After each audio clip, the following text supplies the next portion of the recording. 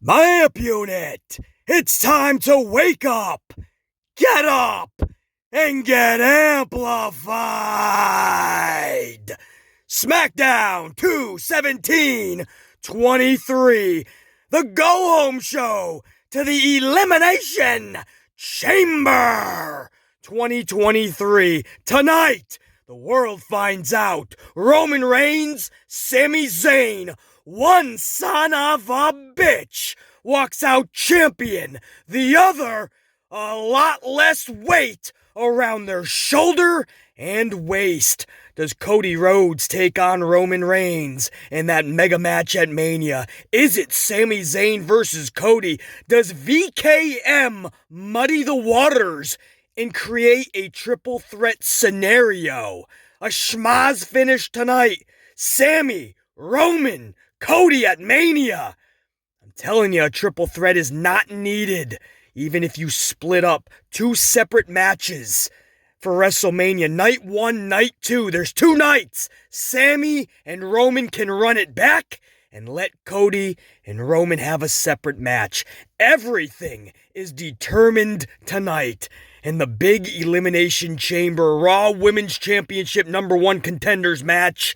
Tonight we find out how much power, how much pull Paul 3H's Levesque truly has. If Kana Asuka walks out victorious tonight, we know Paul Levesque might just be in charge creatively to a level we doubted previously. And if Raquel Rodriguez walks out tonight as the victor, smiling her way to WrestleMania, it's what we thought all along. VKM is still pulling the power moves. Everything rides on tonight at the Chamber. But to get to that, you gotta take your necessary steps to begin with. You gotta put your ducks in a row, and that's SmackDown. And by the way, before I get to SmackDown, just to kind of volley off of yesterday's video that I put out asking what the shit AEW is doing, I kind of want to add something onto that. You see, they had an event called Slam Dunk Rampage last night. For the All-Star Game, the Rampage show was moved to 7 p.m. Eastern Time. So if you thought 375,000 viewers was rough, I don't know if you want to check out the ratings for this damn show. Then again, because it's the All-Star Game and All-Star Weekend, maybe they got a little bit of a bump and they were able to get back into the 400,000s. Who knows? But nobody watches this Rampage show anymore. So what does Tony Khan do? He brings back the behemoth, Keith Lee. Keith Lee returns to AEW on a show that nobody watched. Rampage. House of Black is kept off of TV, kept off of AEW television for several weeks. And when do they come back? Malachi and House of Black comes back on a show that nobody watches! Rampage. That's right. 300,000 to 400,000 viewers, unless they got a mega bump from the All-Star Weekend. But I doubt it. It's a 7 p.m. slot. I don't know if that's any better, maybe even worse than 10 o'clock. On a Friday night. The point is, you have all the Dan Garcias and the Action Andrettis and the Wheeler Hutas and the AR Foxes and the Oranges and the Darbys. You have the Martins. You have every single, from Take a Shittas.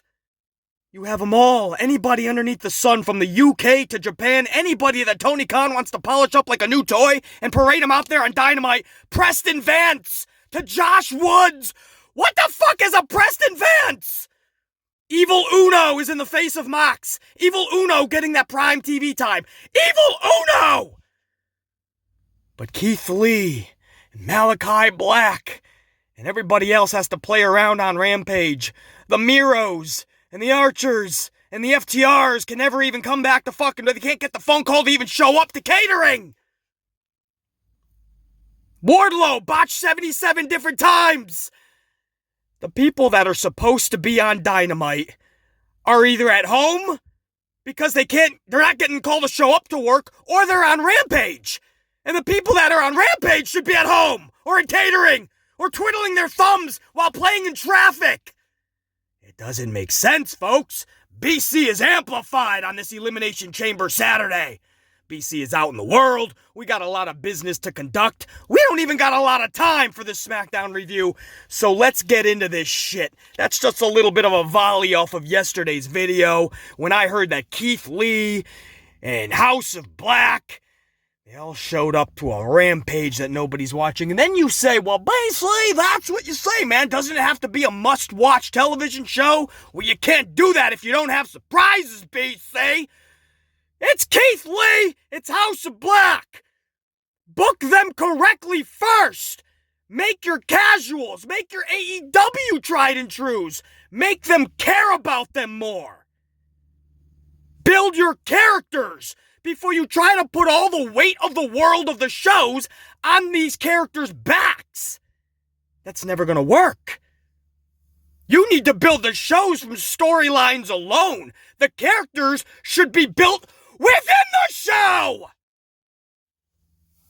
Why are we telling Tony Khan how to do his job? Because the motherfucker doesn't know how to do his job!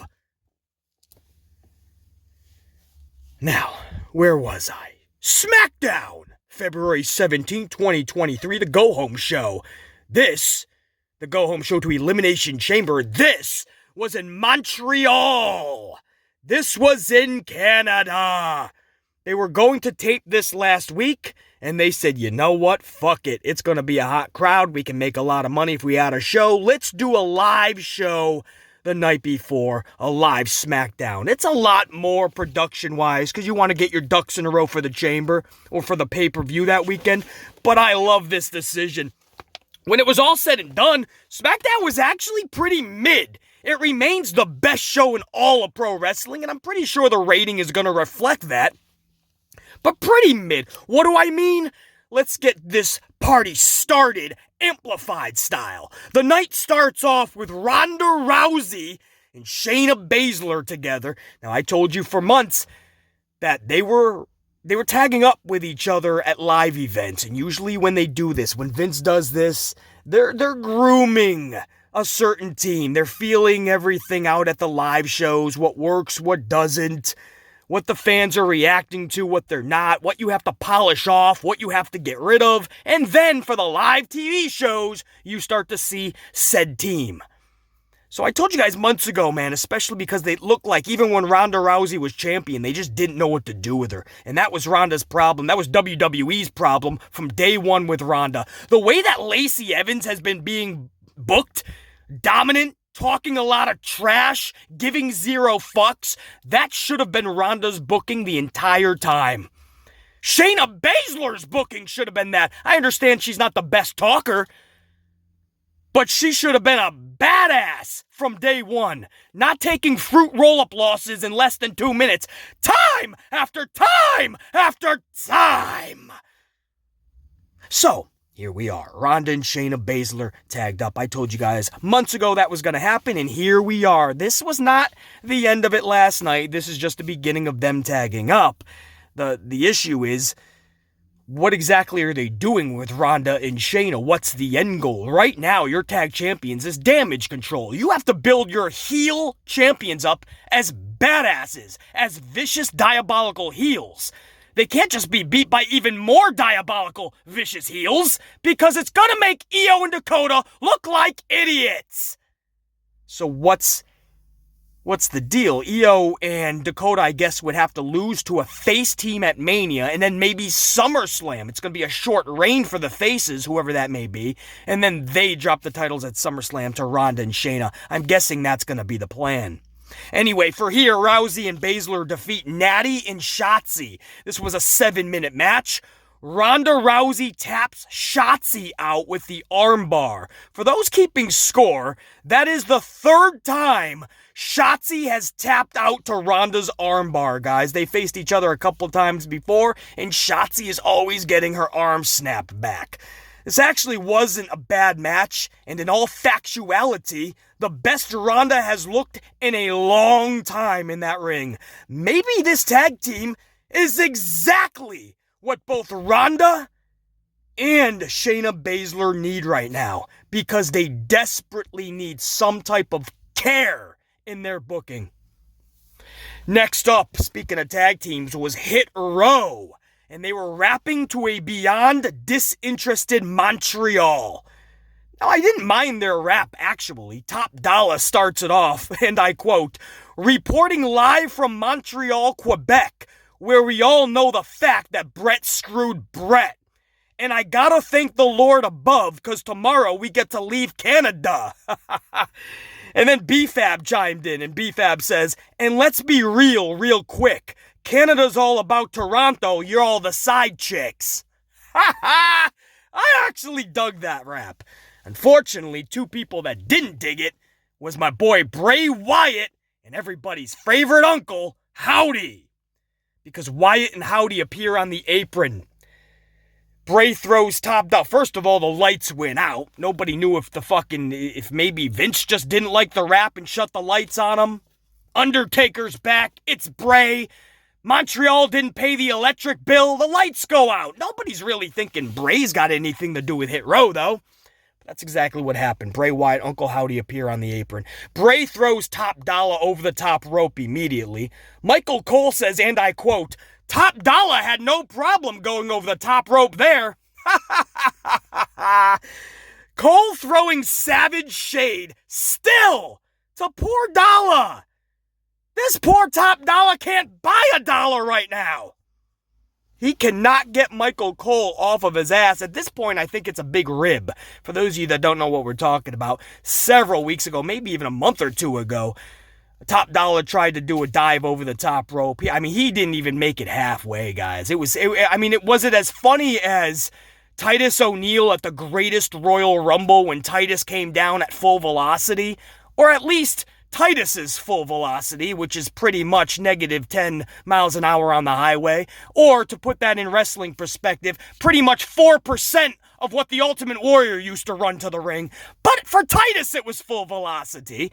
And right at the very end, before he was about to hit the ring, he trips, and Titus goes clear underneath the ring. Any further, he would have been out the other side! But anyway, we all fucking laughed. Corey Graves laughed for fucking 25 straight minutes after, which made BC crack up for 25 minutes. And to this day, it remains one of the funniest things I've ever seen. Right up there with Bushwhacker, Butch or Luke, I forget which one. Maybe it was Luke.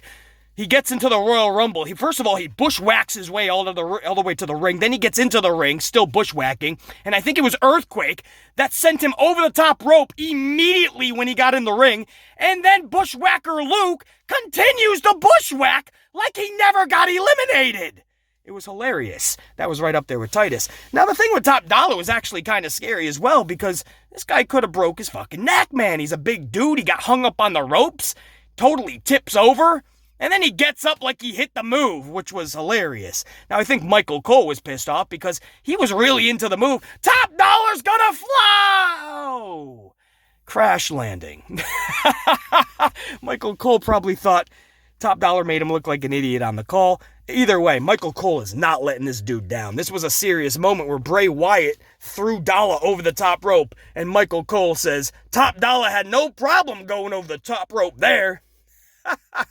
Savage shade, poor Dollar. Anyway, Ashanti gets the mandible claw by Wyatt, and then a subsequent Sister Abigail by Uncle Howdy.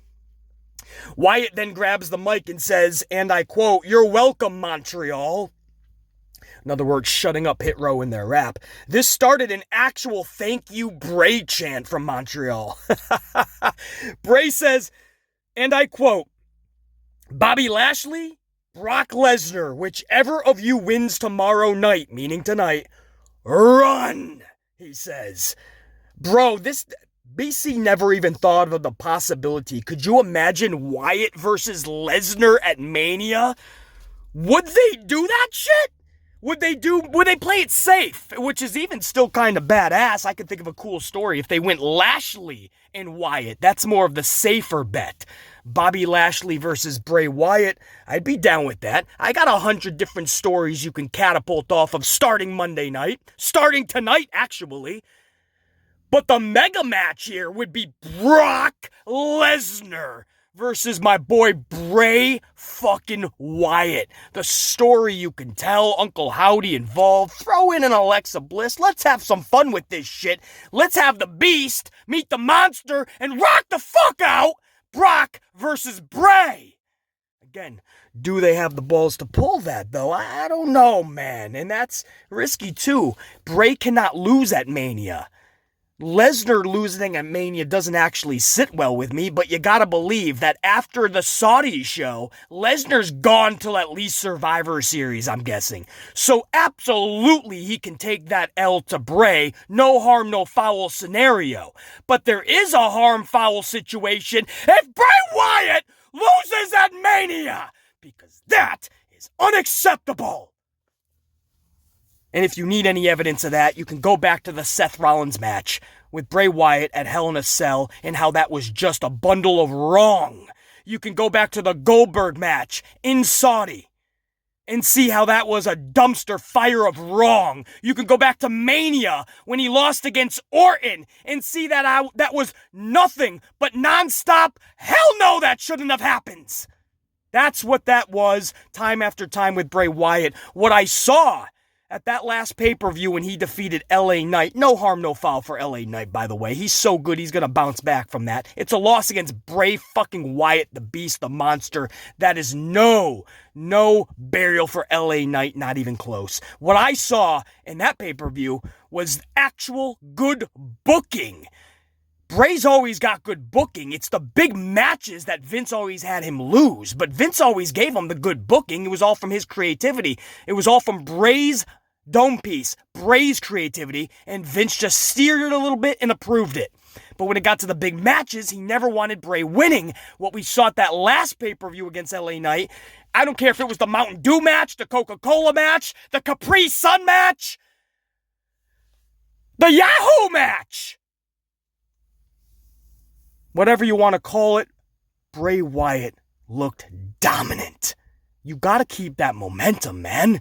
You can't have him go in there in Mania just because it's Brock. I understand Brock's the one that defeated The Undertaker, took away the undefeated streak for Mania, but you cannot have Bray Wyatt lose at Mania. So whatever we do here, whatever we do, Bray has to be victorious. Guys, I'm telling you, Brock is going to be around one more match, the Saudi Arabia show, so we can collect $1 million, and that is it. Now again, that's if they go Brock and Bray. Easier bet would be Lashley and Bray. And guys, if it's a VKM decision, don't be shocked if you saw Lashley and Lesnar team up at Mania, because the card's going to be so stacked. And I understand Lashley's more of a heel now. Brock's always been down the middle to me. He could turn on a dime.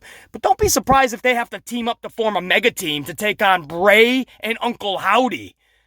For revenge and for mind games that Howdy and Bray are playing so well on Lesnar and Lashley. Maybe that starts tonight. Maybe that's why there's no definitive finish tonight. Maybe Howdy and Bray show up and somehow we get that crazy tag team match. Either way, never thought about Lesnar and Bray until last night. Now it's something I would love to see. In the ring? Fuck the storyline alone. The ring, the match, that would just be some physical fun shit.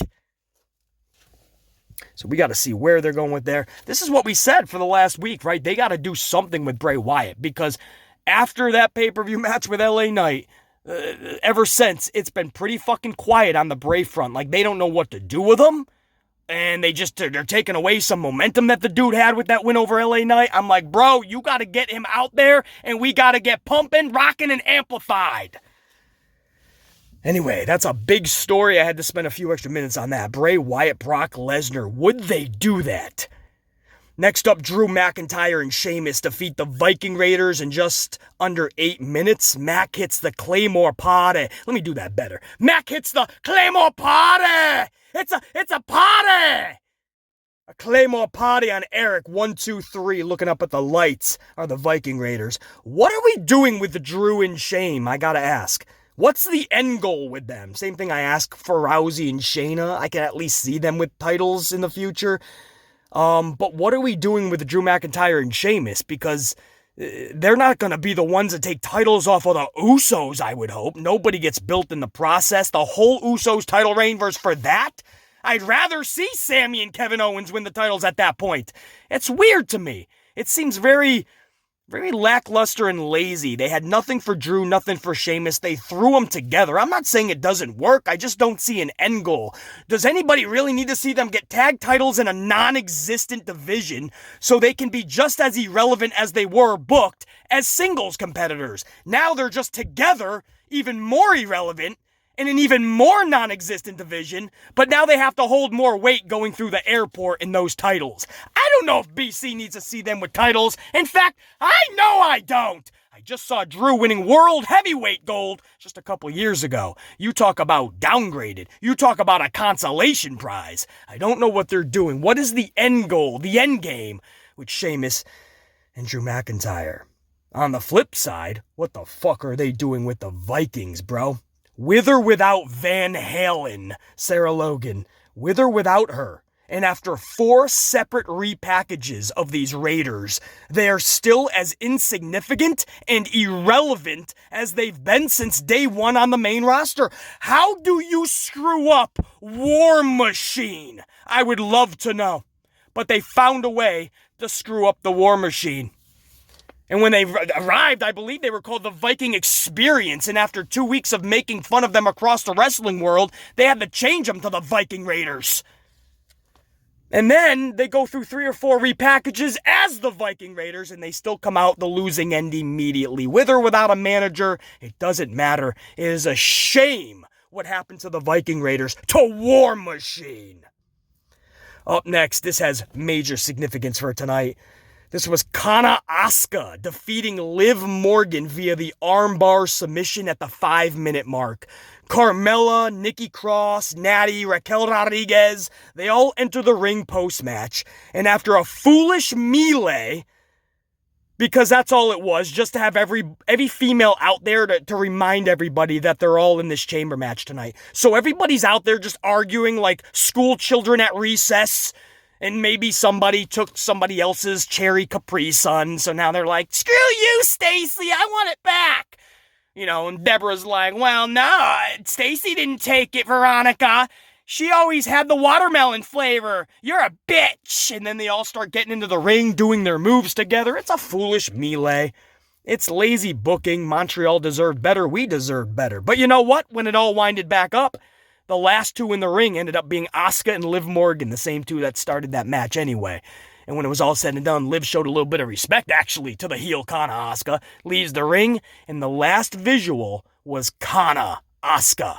And that means a lot because since she's turned into the Kana personality, Asuka has been getting really good booking. Guys, I cannot stress enough how important tonight is for the women's division. This is the night 1 of 2 for Kana Asuka. She wins this tonight. She punches her ticket to Mania. I hope VKM doesn't do a triple threat schmaz. Same thing I'm saying for Cody and Roman. They don't need Sami added into the match. Same thing if Kana is going to take on, Asuka is going to take on Bianca Belair for the Raw Women's Championship. You do not need smiling Raquel Rodriguez to muddy the waters and make that a triple threat. You don't need that. But that's an easy way out for Triple H to get what he wants, which is clearly Asuka. You see the way she's being booked.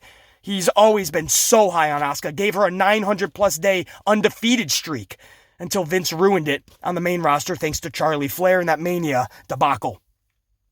But if Vince gets his way, it's going to be the person he wants, his hand-chosen Raquel Rodriguez. And this is an easy way for them to just say, oh, well, let's put them both in there with Bianca at Mania. I hope that doesn't happen. Tonight is a big moment for Kana Asuka. She's been being booked beautifully. Let's put the cherry on top. And let's get the match we all know needs to be done. Bianca Belair, Kana Asuka Raw Women's Championship at WrestleMania. Let's rock, man. It is a big, big night. This is going to tell BC who's actually in charge creatively. If Kana Asuka walks out tonight, that's not a Vince McMahon decision, guys. That's not. It's just not. He's going to choose Raquel Rodriguez. Trust me. And that's not saying that Paul Levesque doesn't like Raquel, but not even in the same ballpark. I wish you guys knew just the half of it. How high he is on Kana Asuka. This is it, man. If Raquel Rodriguez comes out smiling out of that chamber and smiling in the Mania, man, while Kana Asuka had such great booking until it mattered the most, that is a booking botch. And it might just be put up there with the Austin Theory failed cash-in at the US Open Challenge that was on a Monday Night Raw of all fucking events. Not even a pay-per-view, but at a Monday Night Raw United States Open Challenge. And Austin Theory cashes in his Money in the Bank and fails, and then says afterwards, well, I was never gonna beat Roman anyway. I might put this debacle in the same fucking territory. Gunther then successfully defends his IC title, defeating Madcap Moss via pinfall following a Gunther bomb. Nothing really to see here. Madcap Moss earns the opportunity last week, and we all knew this was just a filler match. There was no way he's taking that title from Gunther, nor should he, just a little over a month away from Mania. They just didn't have enough room to put your IC champion at Elimination Chamber, at the pay-per-view, at the premium event, and that's bullshit. Your title holders should be on the pay-per-views. There's no reason Gunther should be having title matches only on SmackDown. And in the main event slot, it was not a match. It was Sami Zayn, emotional homecoming to Montreal and a message to Roman. You ain't just taking on me, you're taking on myself and all of Montreal come Saturday night, which is tonight. And he vows victory by hook or crook. By any will imaginable, he's going to try to take that title off of Roman. I don't see it happening. I love Sami. I want a big moment for him. But Roman has to walk away with the title because Cody has to take that shit at Mania. There's just not a way around it, really. So, beautiful message. This whole story is working out beautifully. I mean, to be in Montreal, you could not script this out any better. But they are. But the bottom line is, Sami Zayn walking away with that title. Roman's whole reign was for Sami to take it in Montreal. I know the story's beautiful, and if you can't get The Rock, which would have been a great story as well, and you got to wait a year on that, I understand a lot of people think this is it for Sami. This is the time. But man, how do you do that with Cody? And I guess the easiest way out is to make that a triple threat. You can't do that, man. We saw what happened with Edge and Roman several years ago when they added Bryan Danielson. It muddied the waters. To this day, Danielson doesn't know why he was in there, doesn't think he should have been in there. BC knows for a fact he shouldn't have been. And Edge versus Roman a few months later was better than the triple threat. Cody versus Roman is going to rock the fucking house down.